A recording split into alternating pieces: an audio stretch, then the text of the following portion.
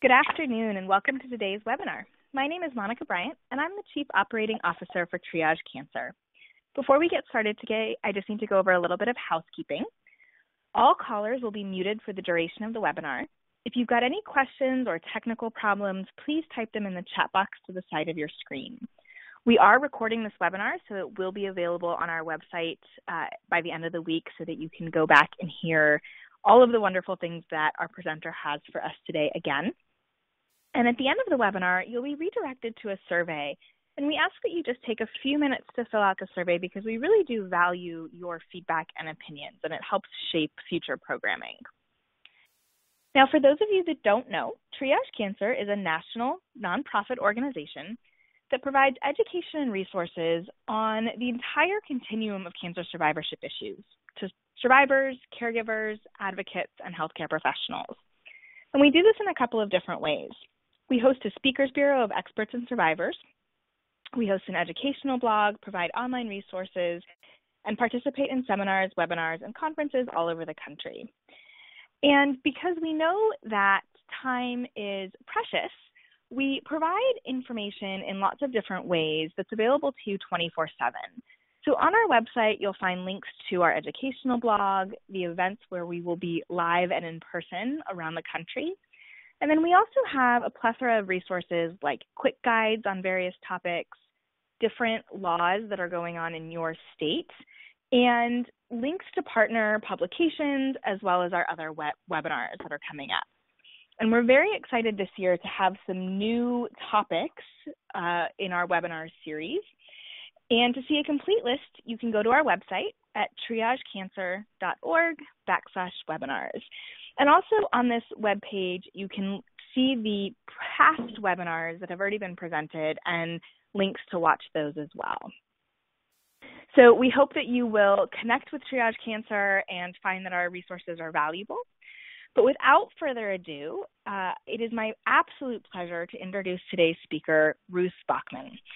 A cancer survivor, mountain climber, award-winning author, and inspiring presenter, Ruth contributes her time, resources, and talents on behalf of cancer research, education, and advocacy, bringing a timeless message to diverse audiences about the one constant in life, change. She's a certified convener in the art of convening. She brings meaningful connection, inspiration, and commitment to action to her presentations. She's a certified wellness speaker, and she customizes her message as an authority on managing change with integrity, courage, and grace. And I think she is just an amazing example of doing that in her own life as well. She serves as chair of the Community Advisory Board of the Masonic Cancer Center, University of Minnesota. She's a member of the Fairview Southdale Hospital Board of Trustees and is on the Minnesota Cancer Alliance Steering Committee leadership team. In her role as a survivor advocate, she will attend the 8th Biennial Cancer Survivorship Research Conference in Washington, D.C. later this summer. She did something that I just think is so amazing in 2013. She participated in a trip to Nepal where she climbed mountains with above and beyond cancer. So she's the only 64-year-old in the group to make it to the 19,200 feet. So it's just absolutely amazing. I could go on and on and on about Ruth and all of her accomplishments, but I just want to say that we are absolutely honored to have her as a member of our Speakers Bureau and think that everybody, whether they've gone through cancer or not, can learn from what Ruth has to tell us. So I am absolutely delighted to turn it over to Ruth, and thank you so much for joining us today. Hello. Thank you so much for joining me. I am very, very pleased that we can be together, and I wish that I could see all of your faces and have you all send me a smiley face that you are here with me today, and it is my hope that you will smile more than once in this time together. What I will share with you today is a brief story of my cancer journey, and then we'll talk a bit about change, we'll talk a lot about resilience, and then we'll talk some about pearls and creating them and using them. What I hope you are bringing today is some paper and a writing instrument. I will be taking some time to have you write in addition to your ability to be able to take notes on what I will say today. And also I hope that you have a willing spirit and an open heart for participation. So let's begin. Cancer is a very powerful and proficient teacher with the potential for profound transformation.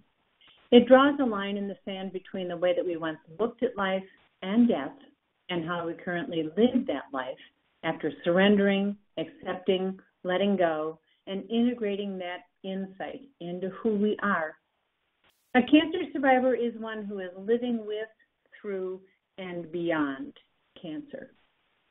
I have found it to be a mistake to compare one person's cancer journey with another.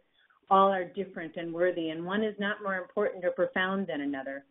My message is the fruit of a lifetime of learning from every bump and every blessing, delivered from my perspective and obviously informed by my experience of not just going through, but growing through the narrow spot of cancer. My personal journey with cancer began in 1991 when my sister Kristen had a reoccurrence of malignant melanoma that metastasized into her lungs and brain. She died before her 36th birthday, leaving behind a husband and 2 small boys, not to mention me and all of the other people who loved her. At the time, I thought of cancer as evil. As I grieved her loss and integrated that reality into who I was and how I understood life, slowly but surely over time, my opinion changed. And since 2003, I have developed a dramatically different perspective. A change in perspective is looking at the same thing from a different angle and developing a different relationship with it. In February of 2003, I was a left-handed woman, wife, mother, and in apparent good health. I ate reasonably well, was physically active, had regular checkups, practiced meditation and yoga, attended church regularly, volunteered in the community, and even read to 4-year-olds weekly. But it has been said that expecting bad things not to happen to you just because you are good is like expecting the bull not to charge just because you are a vegetarian. There was a small, non-painful lump on the inside of my left wrist that I ignored for about 7 weeks, hoping that it would go away. An MRI revealed a 6-inch mass beginning in my hand, filling my wrist, and extending up my forearm. A subsequent biopsy brought the diagnosis of very high-grade malignant fibrous histiocytoma, the most common form of soft tissue sarcoma, which is a very uncommon form of cancer. Successful treatment included the amputation of my dominant left hand and forearm, bringing about a significant change in my silhouette as well as the way that I live my life. When faced with my cancer diagnosis and treatment plan, I made a choice to accept something life-altering, disfiguring, potentially life-saving, but as is true with most things, almost all, there was no lifetime guarantee. And I am here 13 years later to be with you. I describe cancer as a narrow spot in an hourglass, and I'm the sand.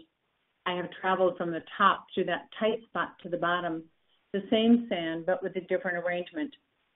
Life is full of narrow spots, not all labeled cancer. They indicate change. The hourglass in everyone in the sphere of the identified patient is overturned as well. Caregivers are co-survivors, and they are certainly equally in need of support and resilience. Change is the rule and not the exception. Small wonders happen every day, the kind we assume so routine perhaps that we seldom even notice. Things like waking from sleep or the sun rising and setting. Some surprise us like a rainbow after a sudden thunderstorm. We look at these natural changes with anticipation and comfort and even experience a bit of awe at their existence from time to time. Then there are all those other changes that don't seem to fit into the natural rhythm of things. Changes in our family and personal life, finances, employment, living conditions, health, and more. No one and no thing is permanent. I'd like you to take just a minute or two and write down 3 changes that have occurred in your life. They could be a result of cancer. They could be other changes. One that you chose, one that chose you, and one that you would wish for. Begin writing now.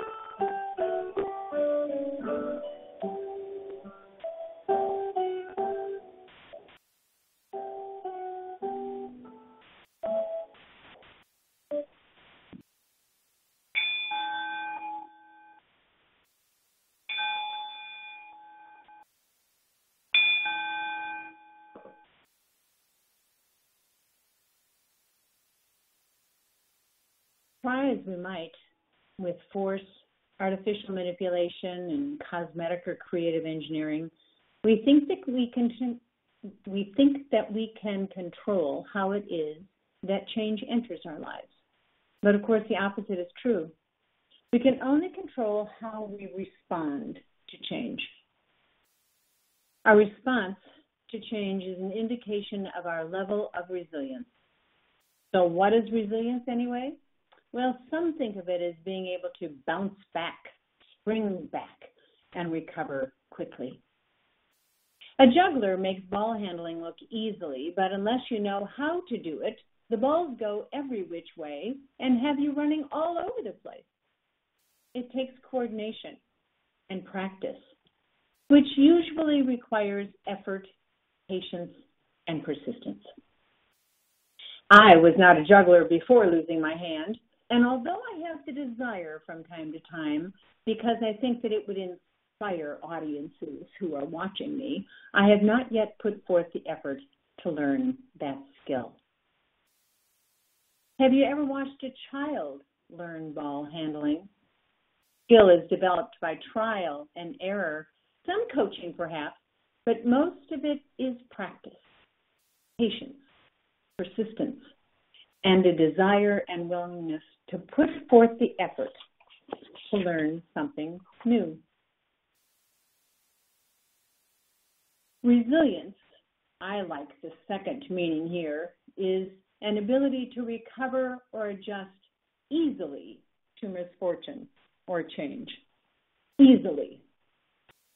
We are all capable of being physically, emotionally, cognitively, socially, and spiritually overwhelmed from time to time.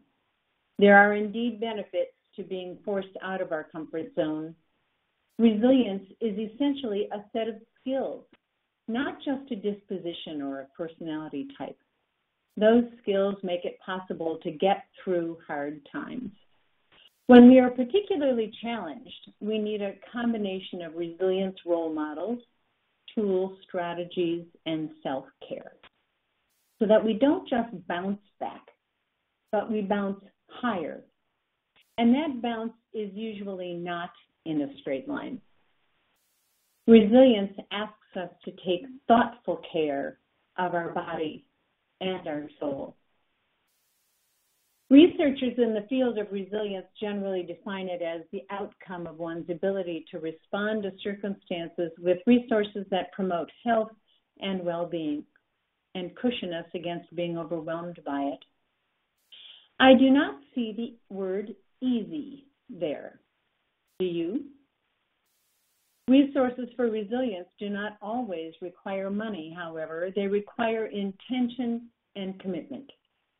Resilience is an essential component in anyone's health and well-being, whether you are dealing with cancer or not. In 1948, the year that I was born, the World Health Organization wrote, "Health is a state of complete physical, mental, and social well-being, and not just the absence of disease." If a cancer survivor is one who is living with, through, and beyond cancer, who are the thrivers? In his book, The Beethoven Factor, Dr. Paul Pearsall describes thrivers as those who know when to hold them and know when to fold them. He defines thriving as stress-induced growth that happens when we face a challenge. Remember that juggler, while navigating survivorship, moving toward thriving, is not unlike juggling. It requires skill in handling. A resilient response to change requires the same skills of patience, persistence, practice, and effort.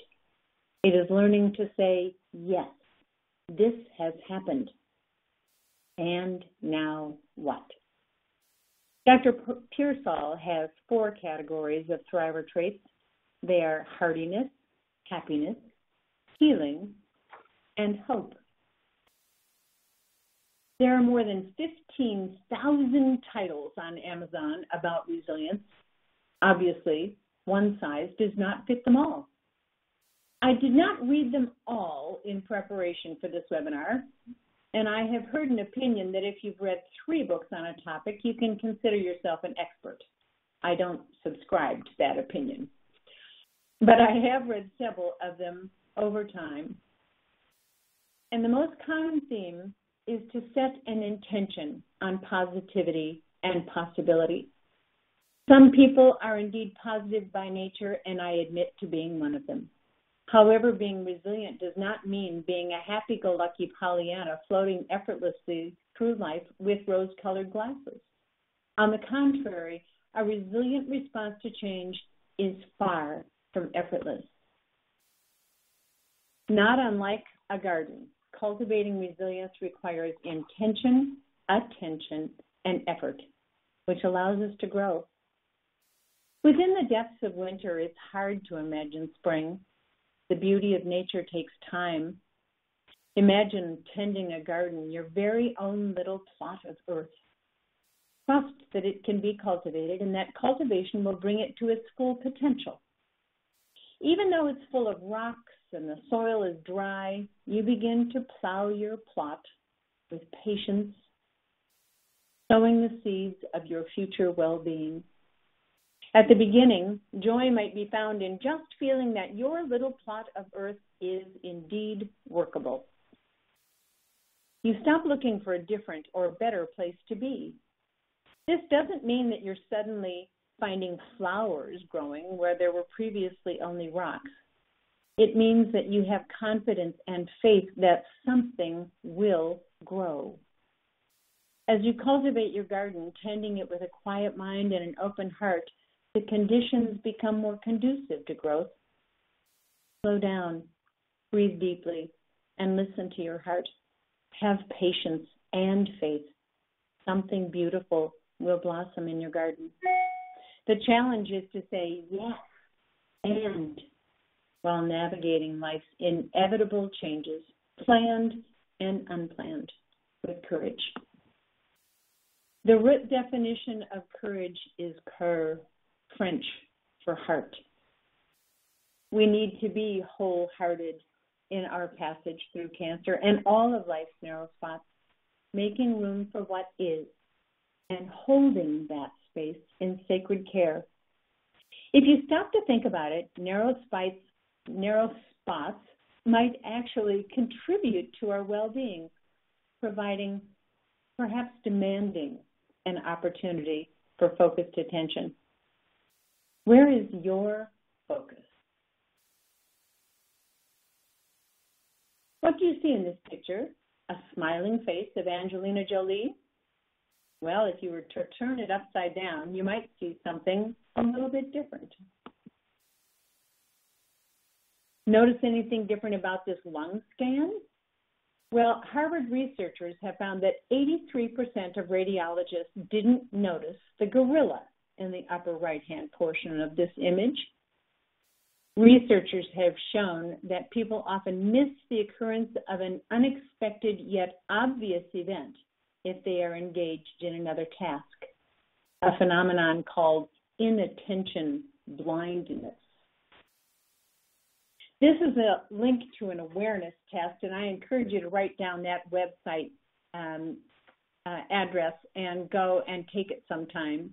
The instructions are given at the beginning of the video, and they definitely influence your behavior, and I don't want to give it away by telling you what it is, but they tell us what to expect, and most often we mindlessly comply and see what we are instructed to see, even if that isn't what is totally there.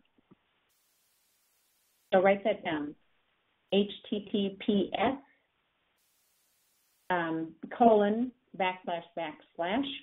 youtu.be/AHG6QCGOAY4.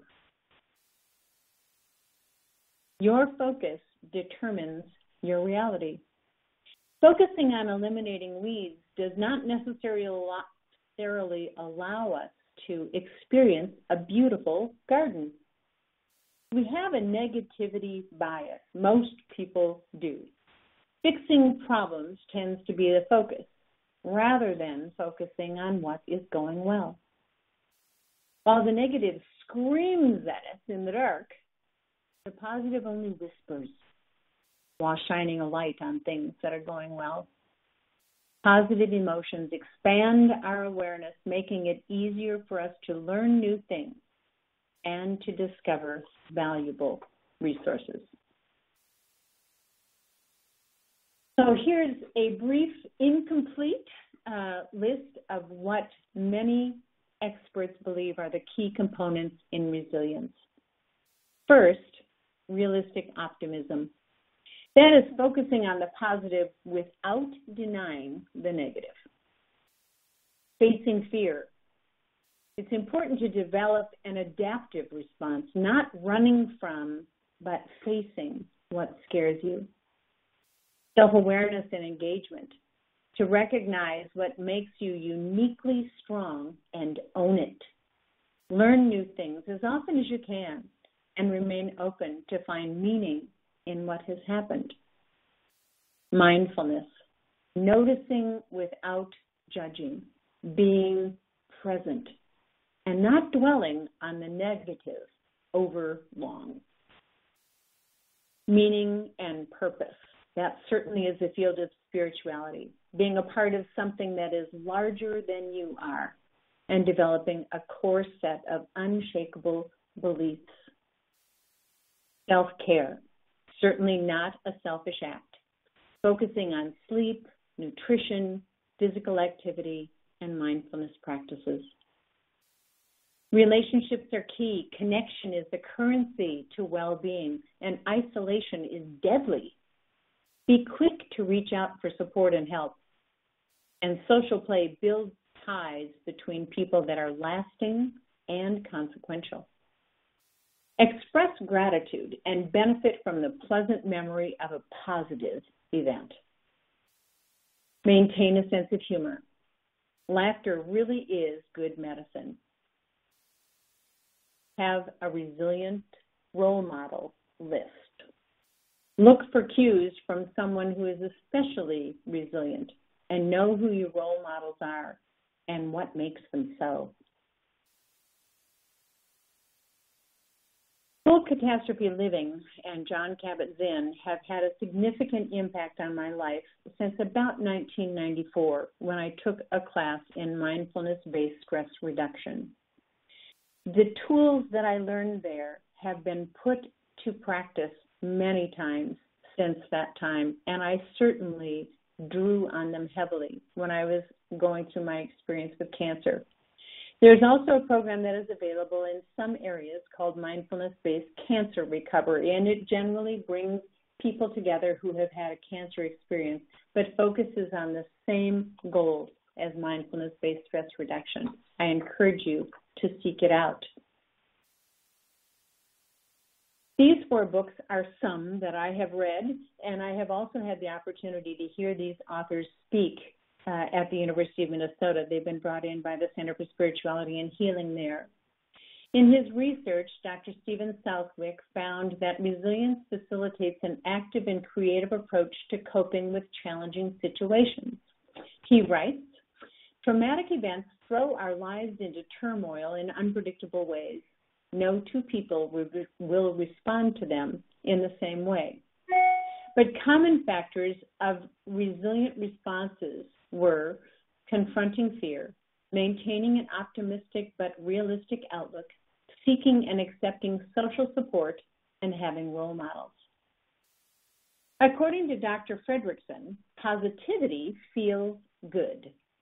It opens our heart and mind to discover and build new skills, new ties, new knowledge, and new ways of being, and allows us to appreciate what is.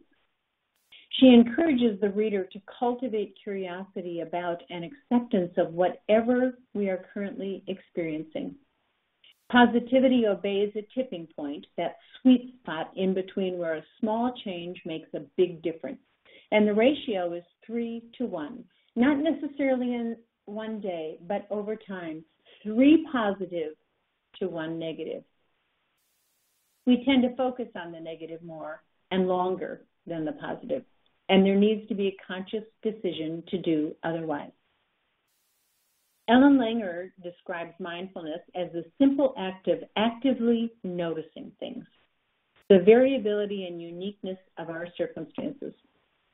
She writes, "We have found the best way of doing something, and things don't change.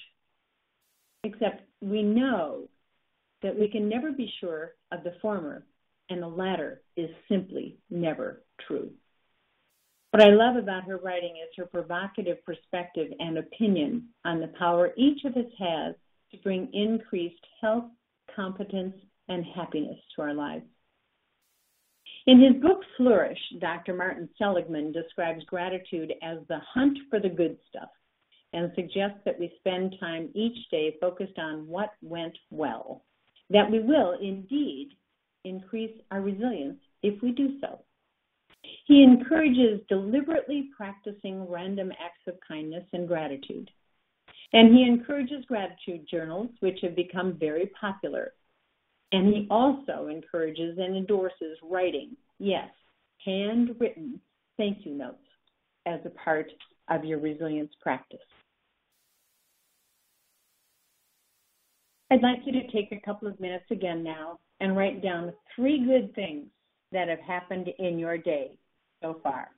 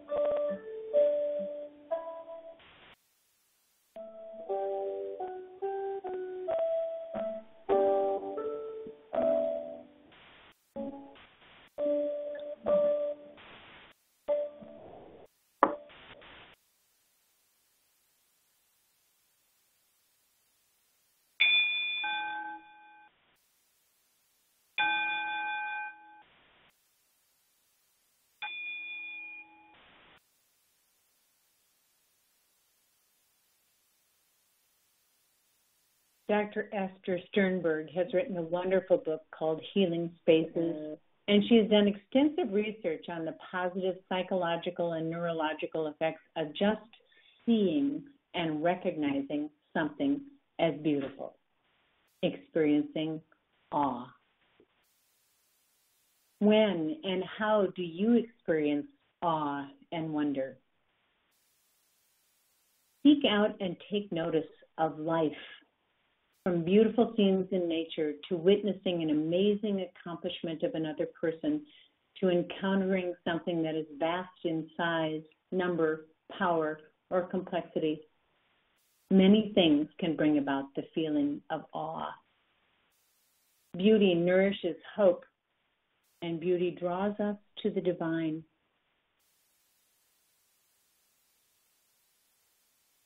Take another opportunity now to write down an awe experience that you have had, something that is beautiful.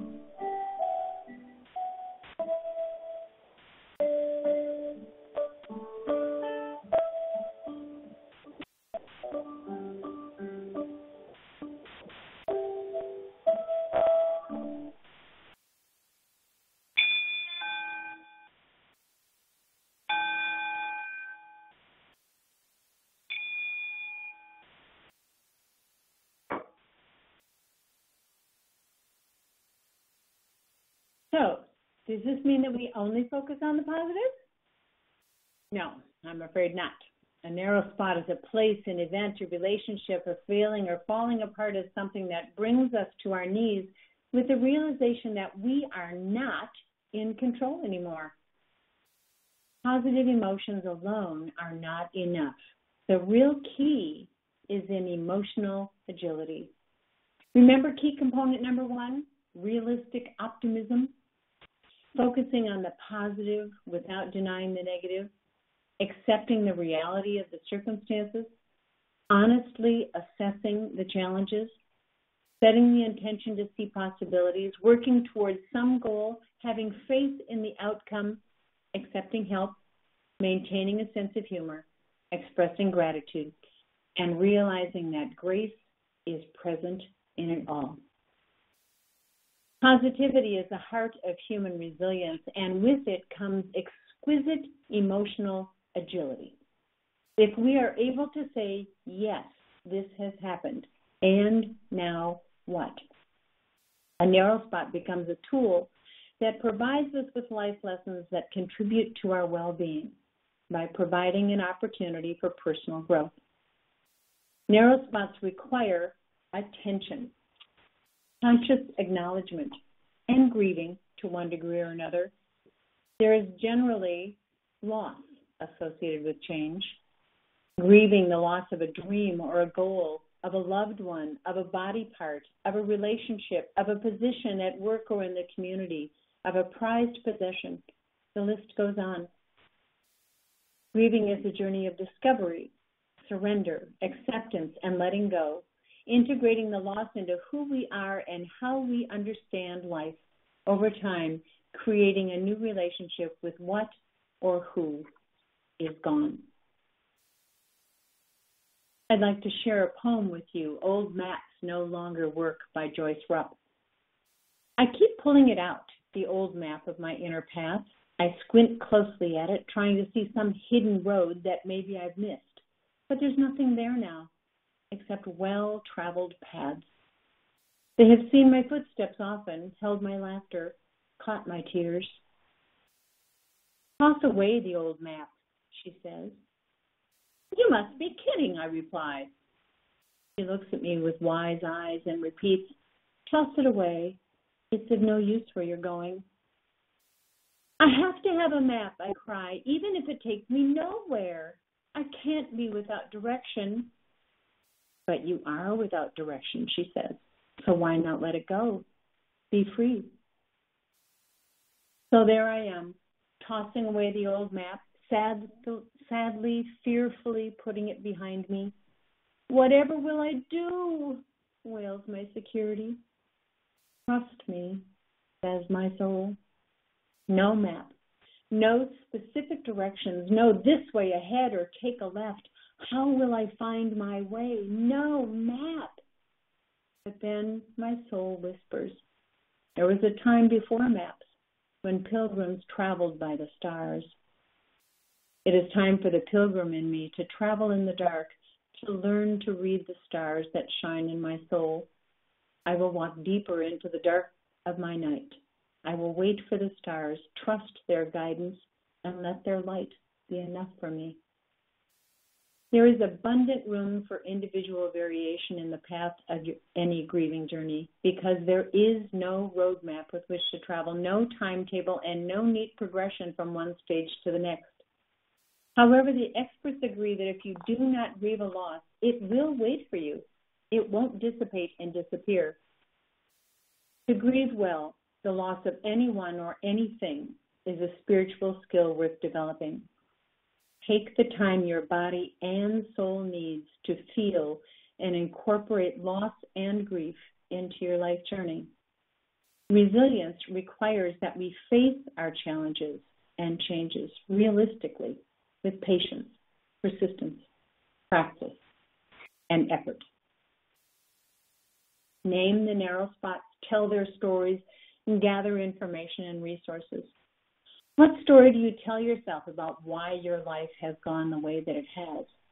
Be mindful in your responses and open to the possibilities of living life with sans new arrangement by asking yourself 3 questions over time. What is truly lost? What remains? And what is possible?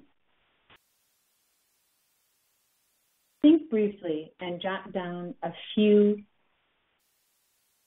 answers to those questions relating to your experience with cancer or one of those changes that you wrote in the first part of this webinar. What is truly lost? What remains? And what is possible?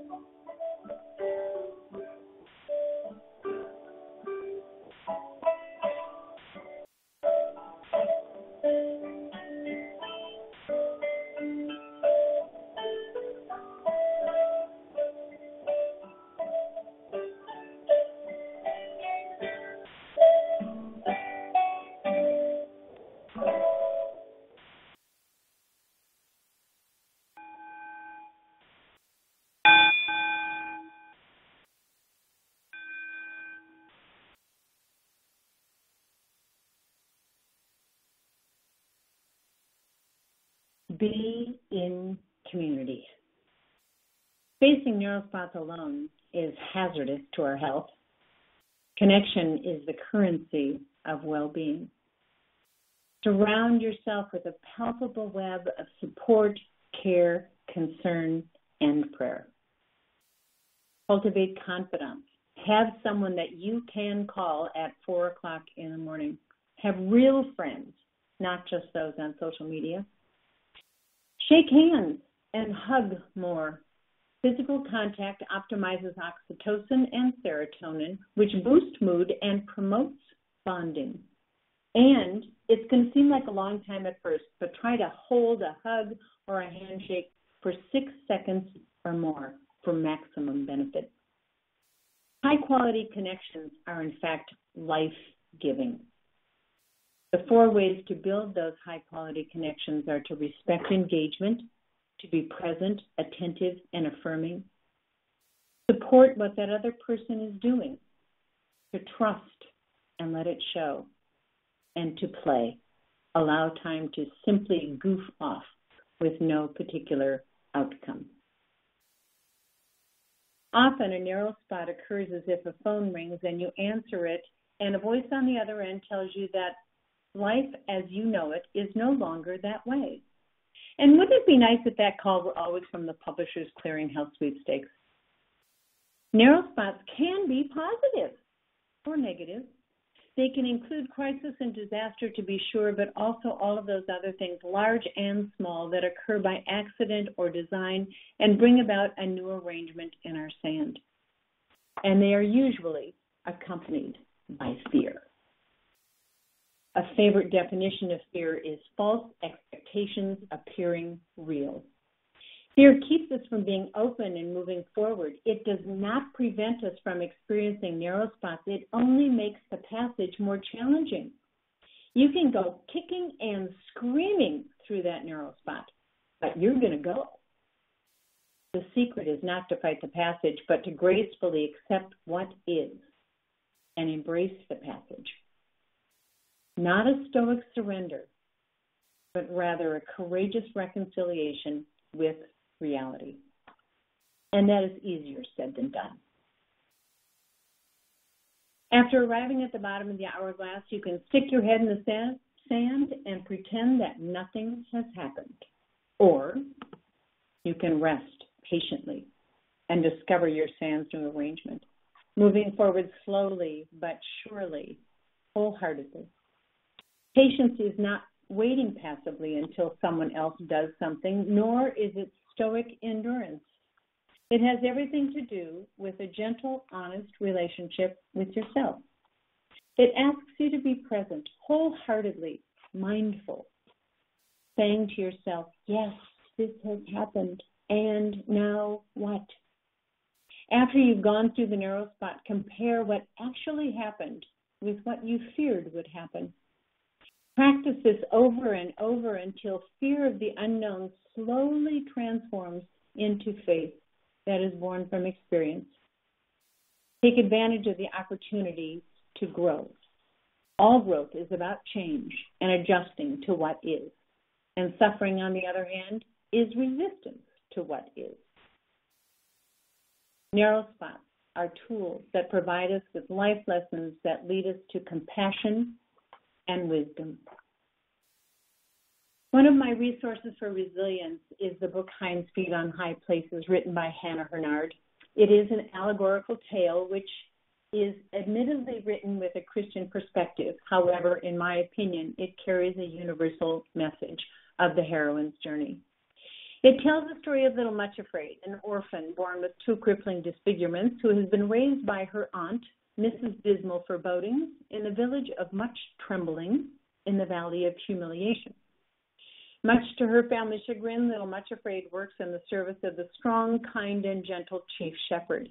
She longs to escape the valley and go with him to the high places where perfect love casteth out fear and everything that torments. The shepherd, eager to grant her request, sets a meeting place and time and provides her with 2 traveling companions, describing them as good teachers, indeed few better. Their names are Sorrow and Suffering. When little much afraid whines and complains about his choice of companions, she is told to put her hands in theirs confidently, and they will take her where she needs to go. Little much afraid decides to embark on the journey, discovering that only by holding hands with sorrow and suffering is she able to achieve her goal. I have read this book several times in my adult life, and it never ceases to remind me of what I seem to forget when my narrow spot appears to be a bit more than daunting. You must hold hands with sorrow and suffering. You don't always get to choose your path. Pictures that you throw on the screen of your imagination seem much more terrifying than they are in actual fact. Every circumstance in life, no matter how ugly, twisted, or distorted it appears to be, if responded to in faith, can be transformed. And finally, you are never alone on your journey. My fall through the narrow spots of my life has been cushioned by my faith. Faith does not prevent or provide any exemption from narrow spots.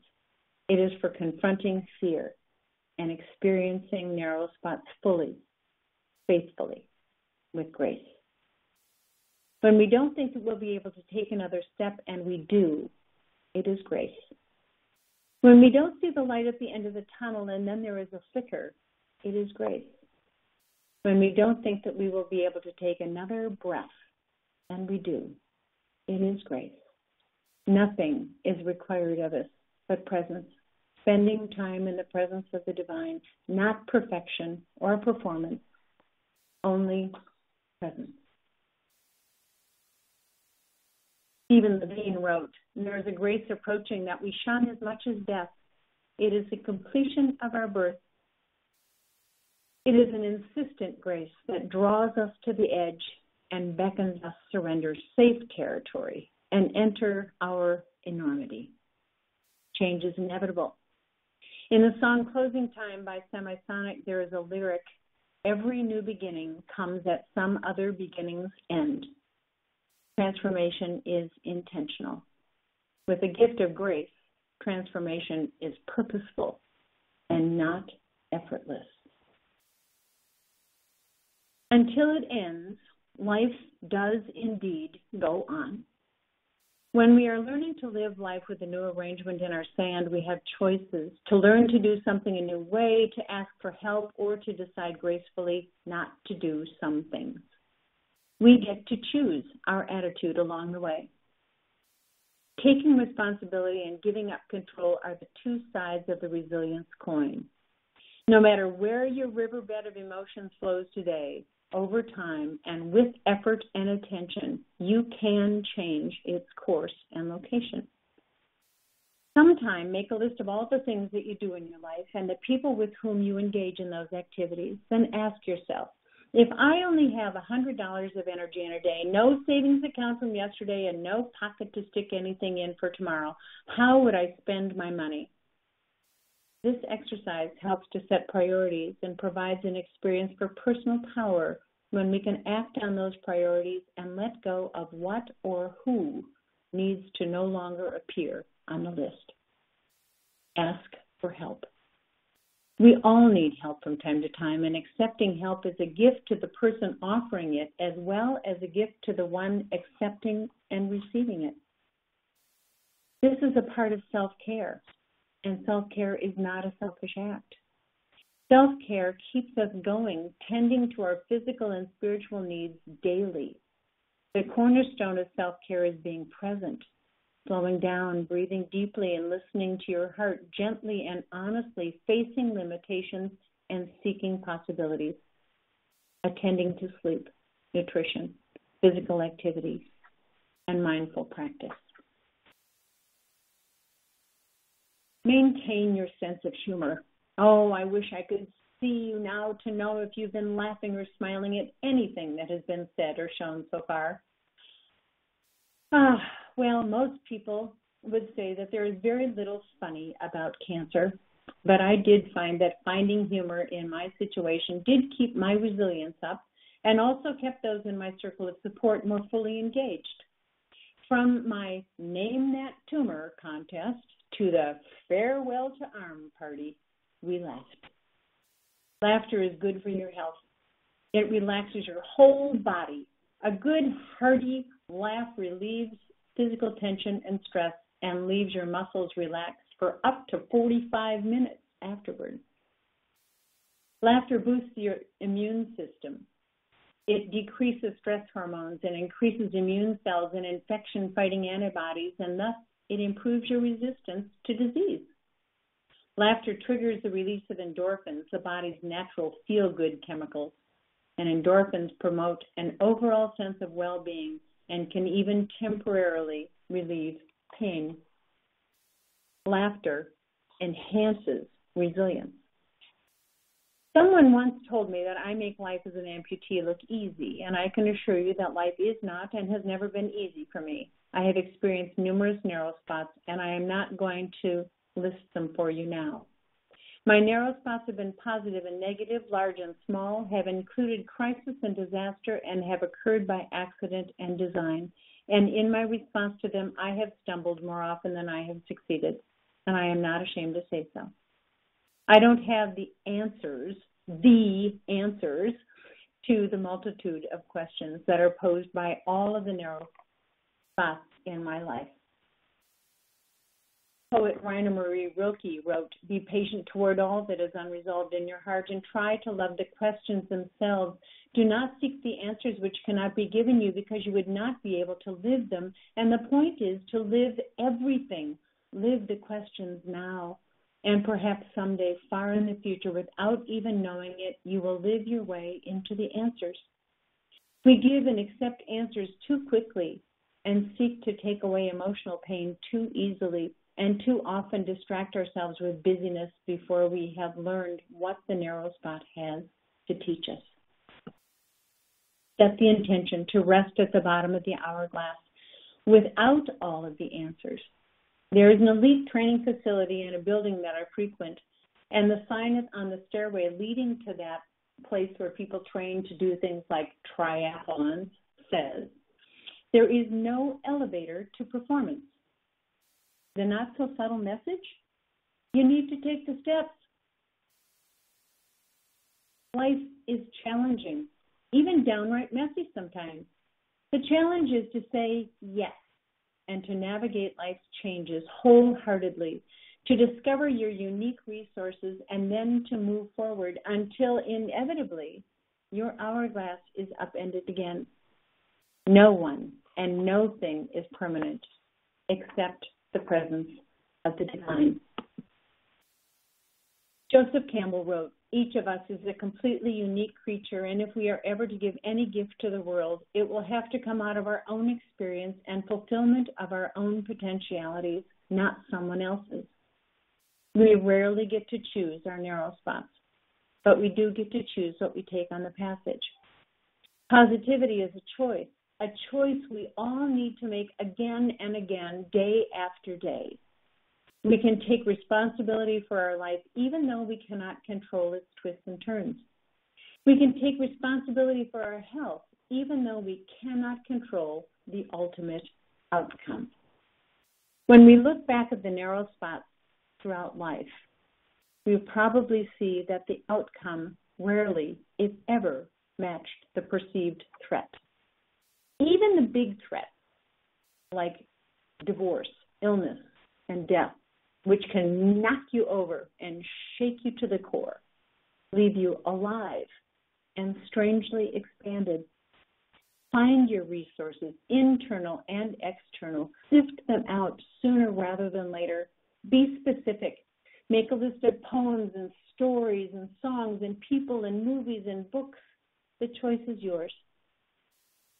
These are external resources to support your internal resources. And it is often after the passage through a narrow spot that we discover our internal resources, gifts, and possibilities and potentialities, because the sand has been refined and redefined. Don't stick your head in the sand. The places of helplessness and fear are real, and transformation is not effortless. Embrace the passage and navigate with grace on the ever-changing journey of life. I heard a speaker once who described himself as irritational, and I kind of liked the idea because sand is important to my message. And sand, even in a very small amount, can be quite irritating. But I'm an inspirational speaker, and the root definition of the word inspire is to breathe into. So it is my hope that you will breathe in a grain of sand from what you have heard today, and then be like an oyster and create a pearl. Your pearls are the resources that you have for resilience.